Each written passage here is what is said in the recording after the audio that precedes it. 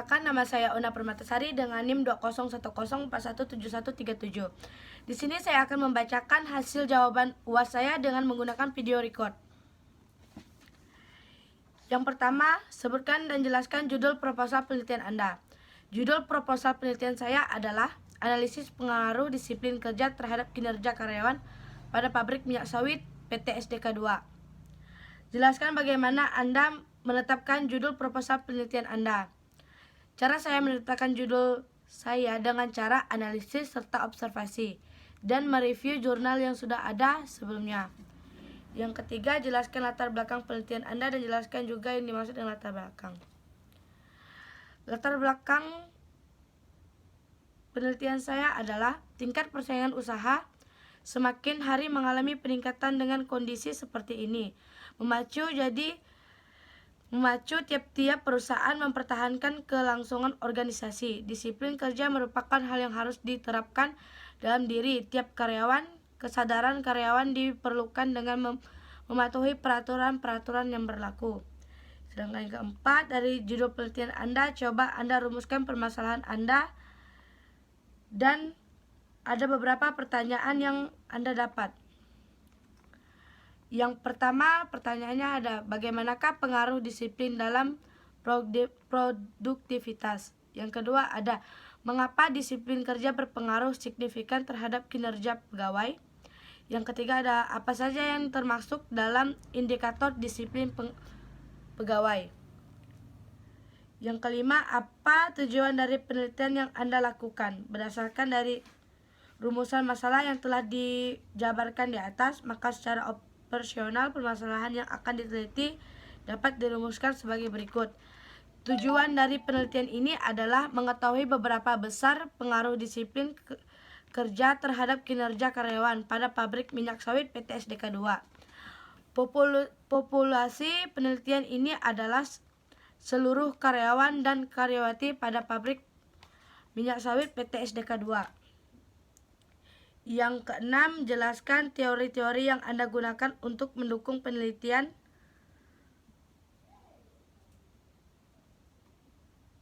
Anda lakukan.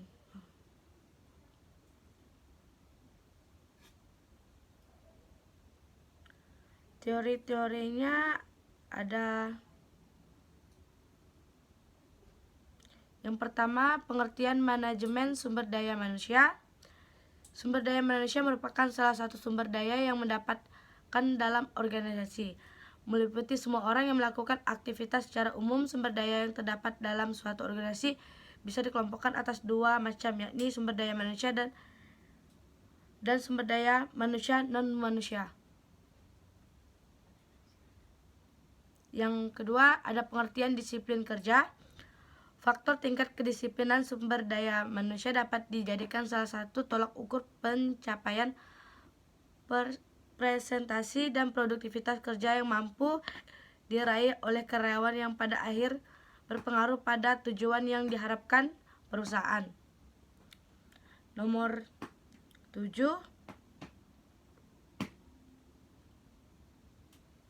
Coba Anda cari 3 penelitian terdahulu untuk mendukung penelitian Anda.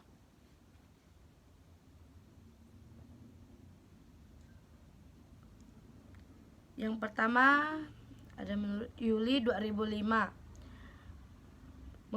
mengemukakan bahwa manajemen sumber daya manusia merupakan kegiatan yang mengatur tentang cara pengadaan tenaga kerja, melakukan pengembangan, memberikan kompensasi, pemeliharaan dan pemisahan tenaga kerja melalui proses-proses manajemen dalam rangka mencapai tujuan organisasi.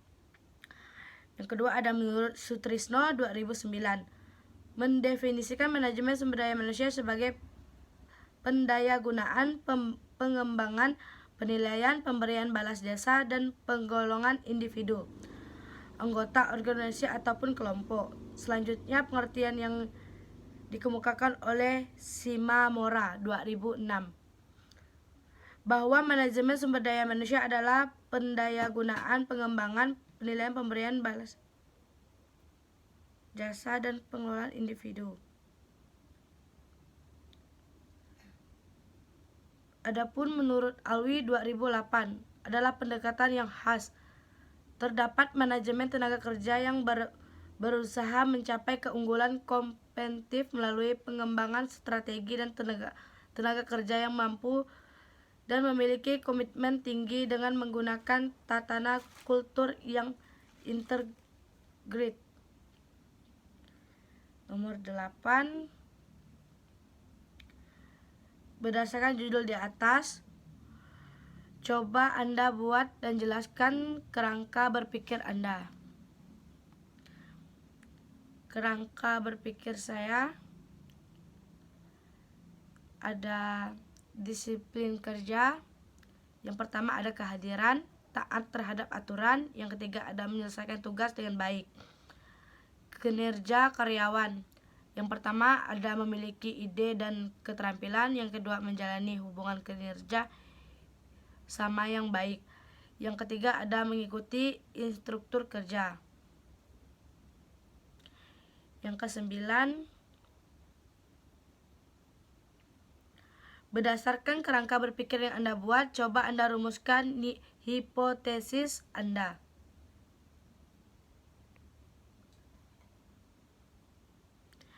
Hipotesis dengan mengacu pada uraian latar belakang dan permasalahan di atas, maka penulis mengajukan hipotesis sebagai berikut. Diduga bahwa disiplin kerja mempunyai pengaruh yang signifikan terhadap kinerja karyawan pada pabrik minyak sawit PT SDK 2. Yang ke-10,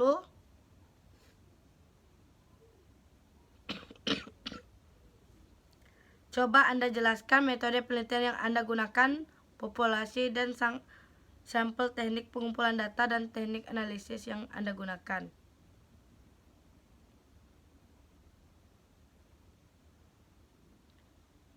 Teknik pengumpulan data yang digunakan untuk memperoleh data atau keterangan informasi yang diperlukan peneliti menggunakan teknik pengumpulan data primer, yaitu yang pertama ada wawancara, yaitu teknik pengumpulan data yang dilakukan dengan tanya jawab secara langsung kepada pihak terkait. Yang kedua ada observasi, yaitu teknik pengumpulan data dengan pengamatan langsung terhadap sejumlah acuan yang berkenan dengan topik penelitian lokasi Anda.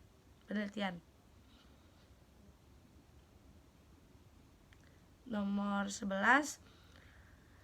Berdasarkan judul di atas, ada berapa variabel yang Anda gunakan dalam penelitian Anda?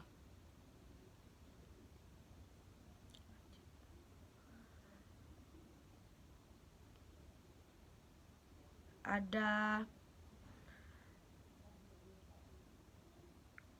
dua variabel X dan variabel Y. Variabel X adalah pengaruh analisis disiplin kerja terhadap kinerja karyawan pada pabrik minyak sawit PT SDK 2. Yang variabel Y yang bersifat dependen terikat, yang variabel dipengaruhi atau yang menjadi akibat karena adanya variabel bebas independen, dan yang menjadi variabel Y adalah kinerja karyawan. Bagian B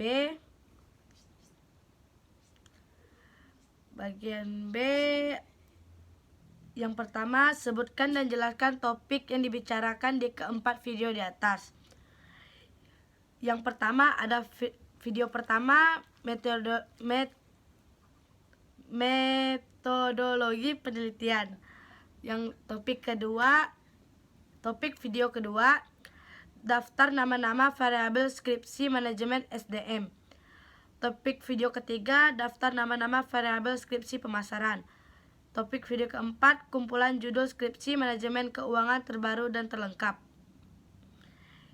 Yang kedua, sebutkan nama-nama pembicara di keempat video di atas.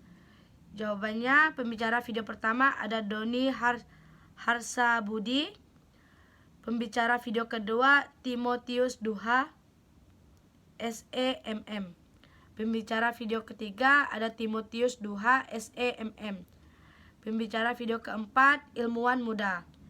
Jelaskan apa yang dijelaskan oleh masing-masing pembicara di keempat video di atas.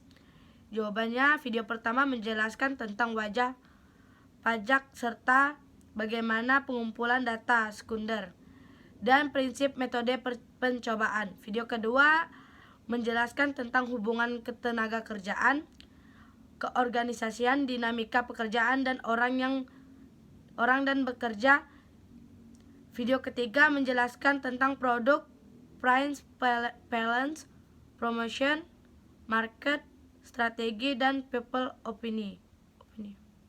Video keempat menjelaskan contoh nama-nama judul skripsi bagi mahasiswa manajemen.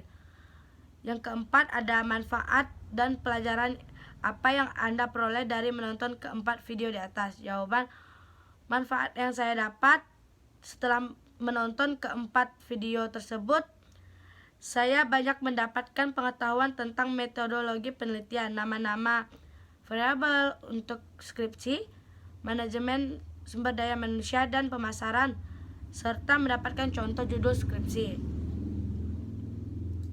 Sekian dari saya, terima kasih.